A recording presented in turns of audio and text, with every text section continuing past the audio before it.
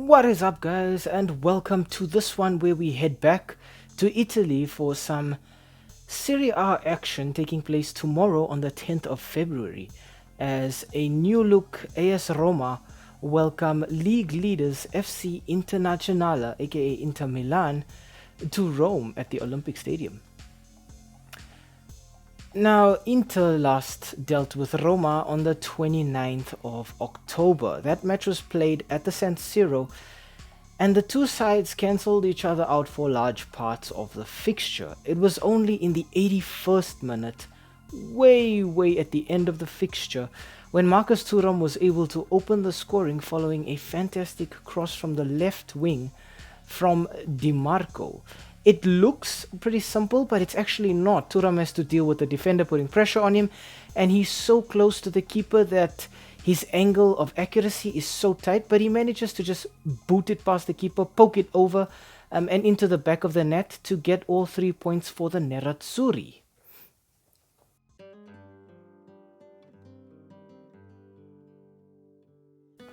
We start off our team analysis with AS Roma. It is 4 wins and 1 loss in the last 5 fixtures for the Giallorossi, their last match being a 4-0 win against Cagliari. Leading the line for the Giallorossi is Romelu Lukaku, a former Inter Milan striker, and with 14 goals and 2 assists, you could say that Lukaku is doing exactly what he was bought to do at AS Roma. Up front, I think he's going to be partnered with Paulo Dybala with 8 goals and 6 assists. Dybala is really starting to flourish under new Roma coach Rossi. It has been quite a while since we've seen any sparks of life from Dybala, but I think it's very promising to know that he is being able to reignite his career under a new coach. And finally, I want to talk Leandro Paredes. Now, with 1 goal and 5 assists, I don't think Paredes is going to give too much in terms of getting goals. He might get an assist, but I think Paredes' job will be more to keep Inter quiet. That Inter midfield and that Inter front line is going to be all over the show, looking to cause problems for AS Roma, and I think it'll be down to Paredes to just make sure he can keep them more contained.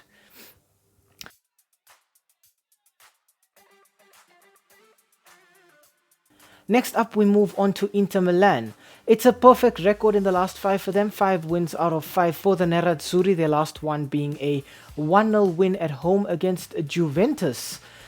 Leading the line for Inter is Lautaro Martinez with 21 goals and 2 assists. In this fixture, he actually comes up against his former strike partner in Romelu Lukaku. The difference is Lautaro has sort of shifted into a new role at Inter, and he's playing so well for them. To the point that he's actually been given the captain's armband for Inter this season. Next up, I want to talk Hakan Calhanoglu. Calhanoglu has already been singled out as a threat by Roma and Daniele De Rossi. And with 10 goals and 3 assists, I don't think anybody should be surprised. Calhanoglu is the type of player where he's looking to feed the ball to the front line, but if they're not managing to get those goals, he's going to take long shots, he's going to drift higher up the pitch to receive the ball, and he's going to get goals if it's necessary. And finally, I want to talk Marcus Thuram, who was brought in to replace Lukaku at Inter with 9 goals and 7 assists. Marcus Thuram is just doing fantastically well at Inter. He's fit in so well. The chemistry between him and Lautaro Martinez is just sublime. But I think what's really impressive with Thuram is he comes in clutch for them. If Lautaro's unable to get those goals, if Calhanoglu's unable to get the goals, then you can count on Thuram to just bring something new. He's like Lukaku in the sense that he's strong, he's powerful, but he's a lot quicker than Lukaku, I think, as well.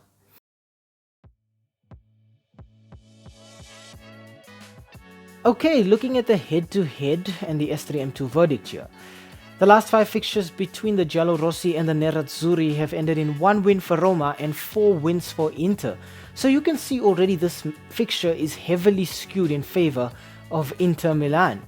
Current form as well, Inter just doing so well in the Serie A right now, sitting atop the log in first position with 57 points, while Roma are 5th with 38 points. That's a 19-point difference. It says a lot that the difference between 1st and 5th is that big. I don't think Roma are in the title race. I think they are still competing for 4th spot and for those Champions League places. but current form just favors Inter. I think Inter, the only detriment to Inter right now is the fact that Simone Inzaghi is banned for this match, so they might be struggling with a bit of coaching leadership in this one. Roma's also just enjoyed a perfect start under Daniele De Rossi when they got rid of Jose Mourinho following a humbling against AC Milan.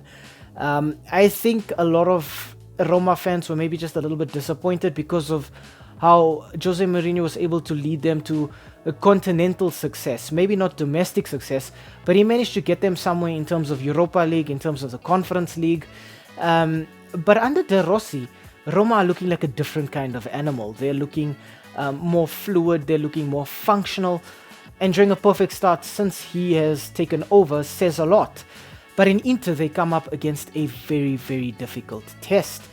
I think for Inter, they're also under a lot less pressure right now, having been able to just widen the gap against Juventus, and knowing they've done this with a game in hand. For Inter as well, they'll be looking forward to fixtures in the Champions League going forward. But I do just think that Inter have a bit too much in this one. I think when you also look at the head-to-head, psychologically, that has to play some kind of role in this fixture. I don't see Roma winning this one. A draw is possible, but I do think Inter are just looking at this and thinking the faster that we can wrap up the league, the more we can focus on things like the Italian Cup, the Coppa Italia, and the Champions League. Because right now I think Inter, having won quite a few things, having reached finals in the last few seasons, I think Inter are finally reaching a point where they're saying 1 trophy a season is not good enough, 2 is not good enough. I think Inter are chasing a treble here. And I think the faster they wrap up the league, the more they can focus on the cups as well. So I'm actually going to go with a scoreline here of probably maybe 1 or 2 goals separating the two, but I'm heavily favoring Inter Milan in this one.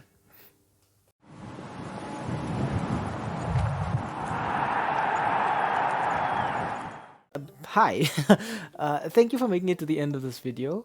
We really appreciate the watch time, and the fact that you took some time out of your day to spend it with us talking about the sport that we all love. If you enjoyed the content, why not, drop a like down below or comment in the comment section. Maybe even consider subscribing to the channel. And I mean, while you are here right now, have a look at some of our old videos too. They should be appearing on the screen right now, along with that subscribe button. So you know exactly what to do. Thank you so much. It really helps with the YouTube algorithm. And have a great day out there. And we hope to see you again very, very soon. Thanks. Stay safe.